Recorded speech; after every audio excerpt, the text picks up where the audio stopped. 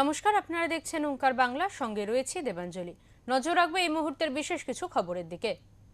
সাংসদ কল্যাণ বন্দ্যোপাধ্যায়ের রাজ্যপালকে নিয়ে মন্তব্য ও পাল্টা মন্তব্য ঘিরে তুঙ্গে রাজ্য রাজনীতি। রাজ্যপালের সমর্থনে মুখ খুলেছেন বিজেপি নেতা দিলীপ ঘোষ। উল্লেখ্য, সিভি আনন্দ বোসকে বেনজিরভাবে আক্রমণ করেছিলেন রাজ্যের শাসক দলের সাংসদ কল্যাণ বন্দ্যোপাধ্যায়। রাজভবনে দুষ্কৃতীদের আশ্রয় দেওয়া হচ্ছে বলে তিনি অভিযোগ করেন। তার আরও অভিযোগ, বিজেপি দুষ্কৃতীদের অস্ত্র সরবরাহ করছেন রাজ্যপাল।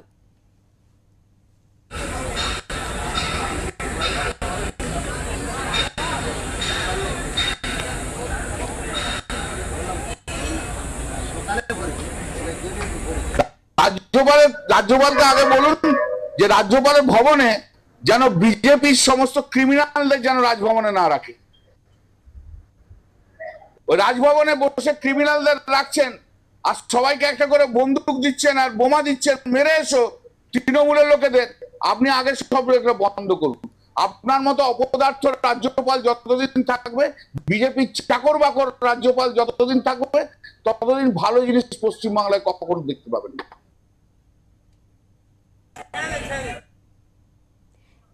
এই মন্তব্যের পাল্টা রাজভবনে গোলা বারুদ লুকানো আছে তা খুঁজে দেখার জন্য সাংবাদিক সহ পুলিশ ও তদন্তকারীদের জন্য রাজভবনের দরজা খুলে দেওয়া হয়েছে।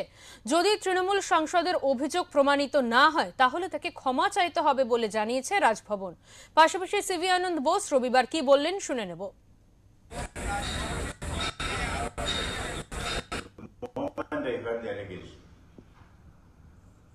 I decided to open the Raj Bhavan for public scrutiny. Today from 5 a.m. onwards, civil society representatives and the media have been visiting Raj Bhavan to see whether there is any stock of arms and ammunition here, as falsely alleged by the Honorable MP. There are more sinister implications of what the MP said. Is he expressing lack of confidence in his own government? The Calcutta police guards the Raj Bhavan, security is with them. When an MP of the ruling party says arms and ammunition are stuck in the Raj Bhavan, it means he is expressing doubt on the competence and the trustworthiness of the police force of the state. He can really, if he realizes his mistake, now he has been exposed because the media coverage, it says that there is no arms and ammunition here. He has a decent option of apologizing to the people of Bengal. That is up to him to decide which option he is going to accept.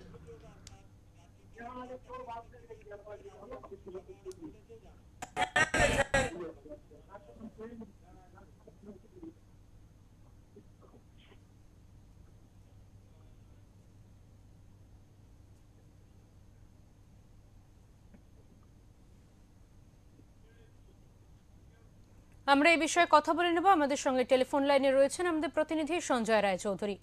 Sanjay, যে বিষয়টা দেখা যাচ্ছে, গতকাল কল্যাণ বন্দ্যোপাধ্যায় তিনি একটি মন্তব্য করেছিলেন রাজ্যপালকে কেন্দ্র করে এবং তার পাল্টা আজকে রাজ্যপাল দিলেন। পুরো বিষয়টা ঠিক কি হয়েছে তুমি আমাদের সামনে বিস্তারিত তুলে ধরো।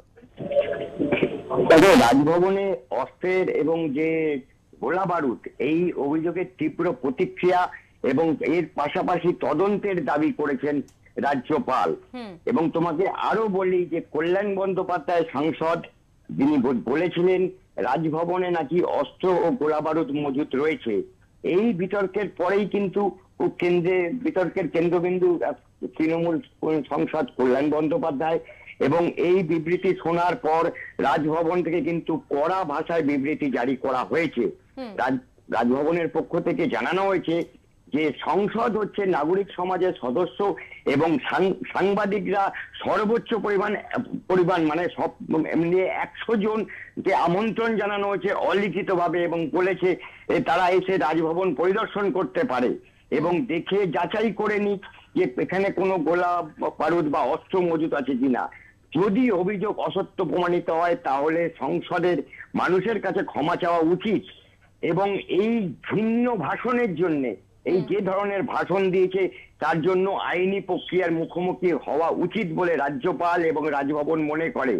একই সঙ্গে রাজভবন প্রশ্ন তুলেছে কলকাতা পুলিশের ভূমিকা নিয়েও, কারণ রাজভবনের প্রতি কটা গেট এবং নিরাপত্তায় মজুদ থাকে কলকাতা পুলিশ, এবং এই নজরদারির ভিতরে কি করে রাজভবনে অস্ত্র ঢুকতে পারলো এই প্রশ্ন করেছেন স্বয়ং রাজ্যপাল, এবং এর পাশাপাশি জানিয়েছেন তিনি গেট ক্যাটাগরি নিরাপত্তা, এবং তার ফলে যখন এই কটূক্তি করেছেন কল্যাণ বন্দ্যোপাধ্যায় বা যা বলেছেন এটা কিন্তু রাজভবনের কর্মীদের এবং রাজ্যপালের ওপরে কিন্তু অপমানজনক।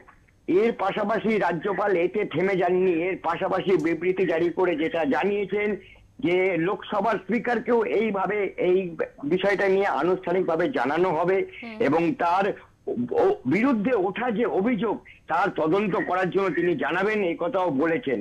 অতএব রাজনৈতিক মহলে এই জন্য উত্তেজনা তৈরি হয়েছে কলকাতার রাজভবনকে কেন্দ্র করে, এবং অভিযোগ এবং প্রতিবাদের পর এখন তদন্তের দিকে কতটা এগোয় সেদিকেই আমরা নজর রাখবো।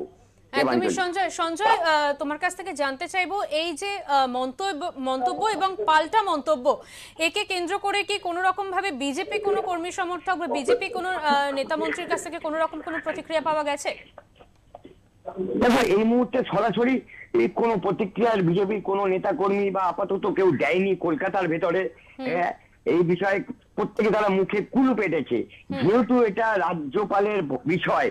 রাজ্যপাল যদিও সাংবিধানিক প্রধান, ওই জন্য বিষয়টা তার উপরেই রাখা আছে বলে মনে করা হচ্ছে, এবং রাজভবন থেকে আগামী দিনে যে যে স্টেপ নেবার কথা বলা হয়েছে সেদিকেই হয়তো জল মাপছে বিজেপি নেতারা। এরপরে হয়তো তারা মাঠে নামবে, আসরে নামবে, যেহেতু সামনে 26-এর ভোট রয়েছে এই বাংলায়। দেবাঞ্জলি। একদমই সঞ্জয়, এই ঘটনার পর বা রাজ্যপালের মন্তব্যের পর কি কোনোভাবে কল্যাণ বন্দ্যোপাধ্যায়ের কাছ থেকে কোনো রকম কোনো প্রতিক্রিয়া পাওয়া গেছে? দেখো, কল্যাণ বন্দ্যোপাধ্যায়ের এই বিষয়ে তারপরে প্রশ্ন করা হলেও সাংবাদিকদের তরফে তিনি কিন্তু মুখ খোলেননি প্রকাশ্যে, এবং শোনা যাচ্ছে, যেটা সূত্র মাধ্যম যেটা জানতে পারছি, যে দল তার কাছ থেকে কৈফিয়ত জারি করেছেন এবং জানতে চাইবেন তিনি কি বেসিসে বা কেন এই মন্তব্য করেছেন বলে এটুকু জানা যাচ্ছে। একদমই, অনেক ধন্যবাদ সঞ্জয় তোমাকে।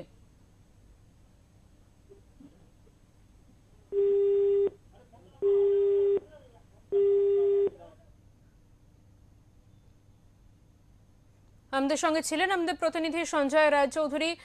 রাজ্যপালকে কেন্দ্র করে গতকাল কল্যাণ বন্দ্যোপাধ্যায় যে কটাক্ষ করেছেন তার পাল্টা জবাব আজকে দিয়েছেন রাজ্যপাল, এবং রাজভবনের পক্ষ থেকে জানানো হয়েছে সাংবাদিকদের যে আপনারা এসে রাজভবন আপনারা পরিদর্শন করতে পারেন, সেখানে কোনো রকম কোনো গোলা বারুদ অস্ত্র, যেটা কল্যাণ বন্দ্যোপাধ্যায়ের পক্ষ থেকে অভিযোগ করা হচ্ছে, তেমন কোনো সামগ্রী রাজভবনে মজুত আছে কিনা তা আপনারা সরাসরি এসে দেখে যেতে পারেন।